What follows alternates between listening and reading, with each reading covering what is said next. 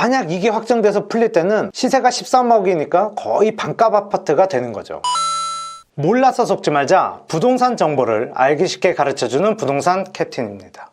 요즘 줍줍 아파트, 일명 무순위 물량 아파트에 대한 관심이 많습니다. 영등포 신길동 보람의 SK뷰 아파트는 현재 시세와 비슷한 13억 3천만 원인데도 경쟁률 457대 1을 기록했죠. 시흥시 은계파크자에는 3200대 1을 기록했습니다. 줍줍 아파트라는 게 분양할 때 불법 전매 거래 질서를 교란시켜서 소송의 이유로 계약이 취소, 해지된 아파트를 무순위로 청약을 다시 진행하죠. 따라서 현재 시세보다 많이 쌉니다. 그래서 몇 억의 시세 차이를 그냥 무순위 청약으로 줍는다 해서 엄청난 경쟁률을 보이는 거고 줍줍 아파트라고 부르는 거죠. 청년자이면 주택 보유, 지역 상관없이 누구나 신청 가능했습니다. 그런데 5월 28일부터 신청 자격이 해당 주택 건설 지역 시군의 무주택 세대 구성원인 청년자로 강화되었습니다. 경기도 일산시에서 무순위 물량을 공급하면 전에는 여기저기서 몰렸죠. 이제는 일산에 사는 무주택자만 신청 가능합니다. 문제는 이걸 또 보완하려는 움직임이 보이는 거죠. 아니 일주일도 안 지났는데